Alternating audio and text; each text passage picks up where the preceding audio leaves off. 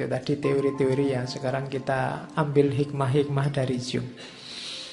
Katanya Jung, thinking is difficult. That's why most people judge. Mikir itu susah, makanya banyak orang malas mikir. Senengannya menghakimi. Jadi sukanya menilai, tidak suka menganalisis. Nanti psikologinya Jung kan dikenal sebagai psikologi analitik. Cuma memang berpikir itu susah. Makanya katanya Jung, thinking is difficult, that's why most people judge. Karena mikir itu susah, banyak orang bisanya menghakimi. Ini kita ingat-ingat ya. Kok tiba-tiba kita suka menghakimi orang lain, menilai orang lain? Jangan-jangan kita sudah mulai malas mikir. Terus, your vision will become clear only when you can look into your own head. Visimu akan terang, akan jelas kalau kamu melihat ke dalam. Who looks outside dream, who look inside awakes. Orang yang selalu melihat keluar hanya menghasilkan mimpi-mimpi. Tapi orang yang melihat ke dalam, dia akan bangun, terbangkitkan. Kenapa? Dia sadar tentang dirinya. Makanya kalau kalian selalu nyari parameter keluar, nyari sandaran keluar, melihat keluar, membaca keluar, biasanya hasilnya mimpi-mimpi. Kamu ingin ini, ingin itu, punya target ini, punya target itu. Mimpi itu kan tidak sadar. Tapi kalau kamu masuk ke dalam, yang terjadi kebalikannya, kamu akan bangun. Kamu akan ngerti siapa kamu, apa tugasmu, apa yang harus kamu lakukan dan apa yang jangan kamu lakukan. Maka who look outside dream, who look inside awakes. Siapa yang melihat keluar akan bermimpi, dan siapa yang melihat ke dalam akan terbangun. Kalau ini nasihat untuk orang-orang pintar, orang-orang berbakat, orang-orang istimewa. Dan kalian semua adalah orang istimewa. Tidak ada orang yang tidak istimewa.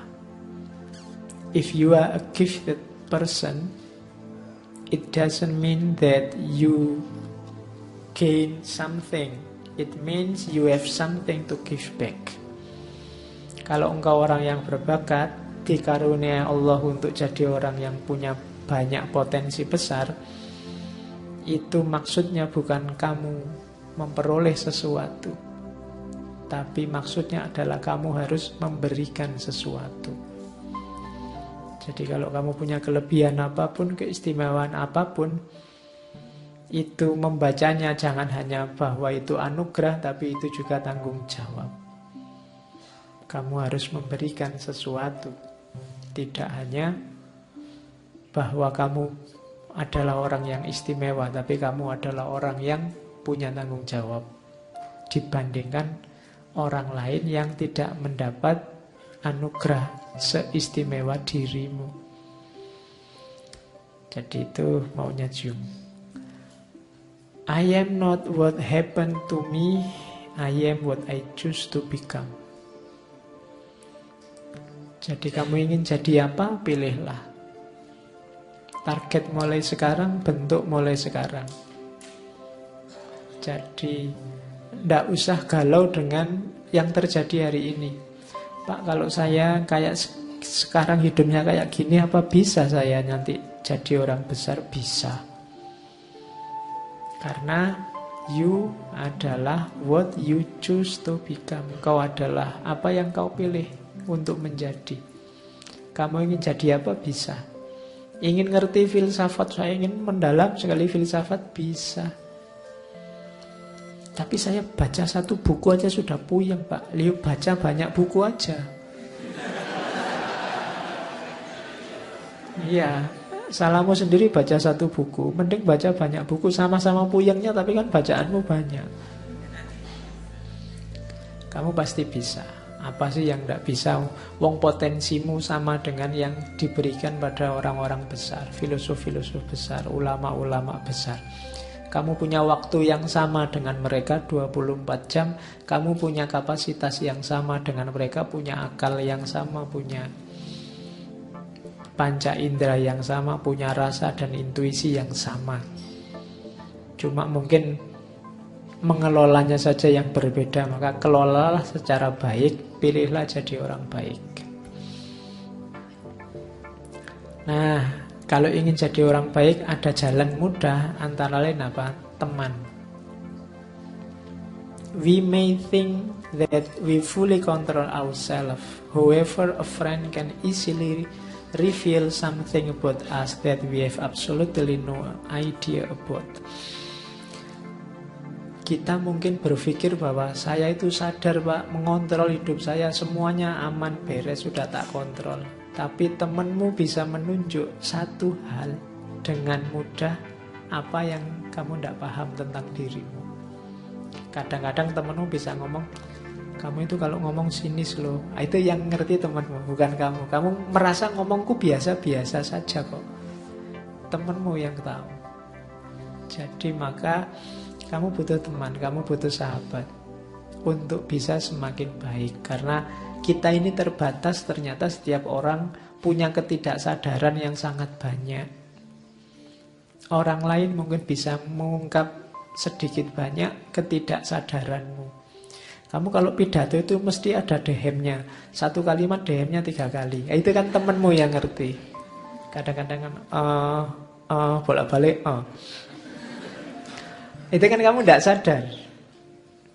Tapi temanmu bisa mengingatkan. Nggak usah terlalu banyak sekali-kali ganti A misalnya. Ya, itulah gunanya teman. Jadi saling menasehati. Ini yang menurut saya spiritual. We have forgotten the age-old fact that God speaks chiefly through dream and vision.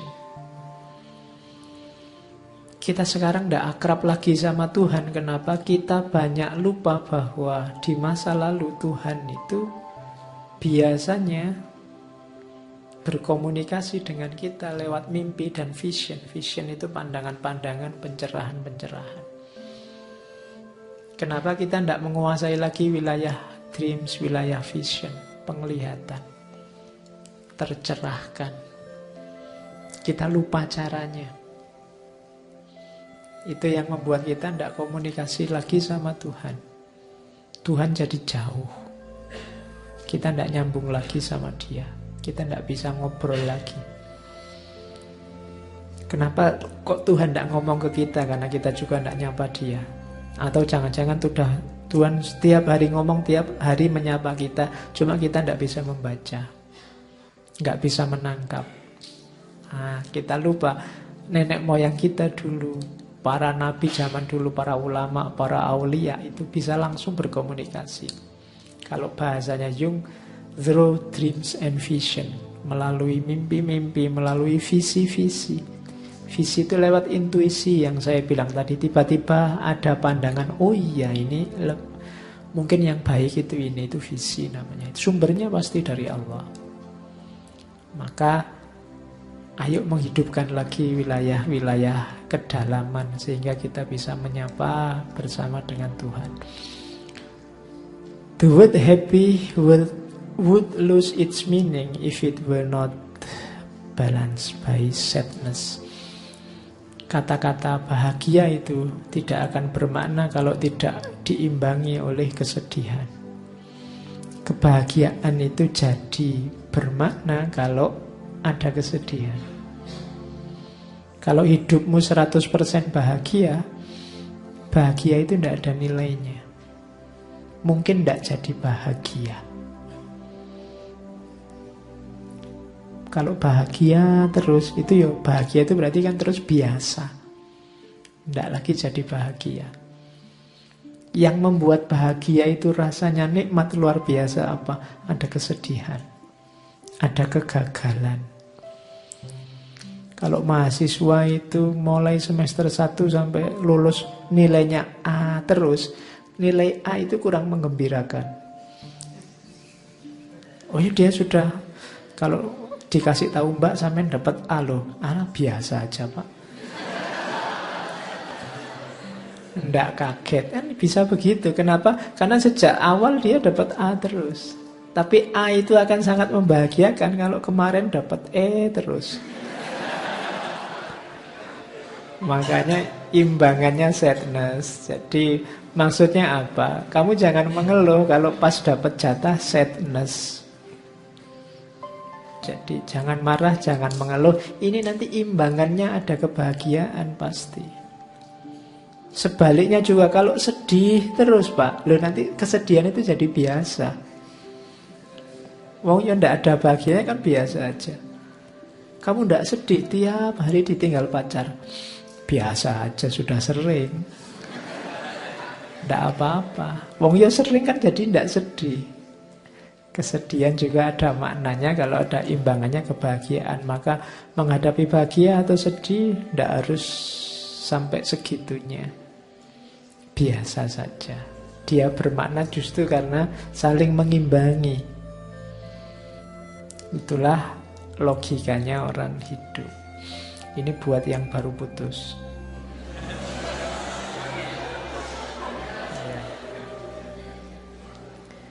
Katanya Jung, don't hold on to someone who is leaving, otherwise you won't meet the one who is coming. Ya, jadi jangan kamu pegangi terus orang yang sudah pergi, karena kalau tidak kamu tidak akan ketemu orang yang baru datang. Ya, jadi move on lah. Ya, kalau terbayang-bayang yang lama terus, jangan-jangan ada yang lebih baik datang, kamu tidak perhatian, nanti hilang eman-eman. Jadi akan ada yang datang yang baru. Cuma syaratnya kamu tidak terlalu kuat memegangi yang lama. Wong yang lama sudah pergi, kamu pegangi juga dia pergi. Carilah yang datang. Ini nasihat untuk yang baru putus. Terakhir, you are what you do, not what you say you will do. Jadi engkau adalah apa yang kamu lakukan, bukan kata-katamu tentang apa yang akan kamu lakukan. Jadi apa yang kamu lakukan yang lebih penting, bukan kata-katamu. Saya akan belajar Pak, saya akan taklukkan semuanya Pak, saya akan, ya, tidak ada gunanya. Sudahlah, belajar aja. Itulah nanti yang membentuk dirimu, bukan kata-katamu. Jadi kuncinya ada di what you do, bukan what you say you will do. Bukan kata-katamu tadi, tindakanmu.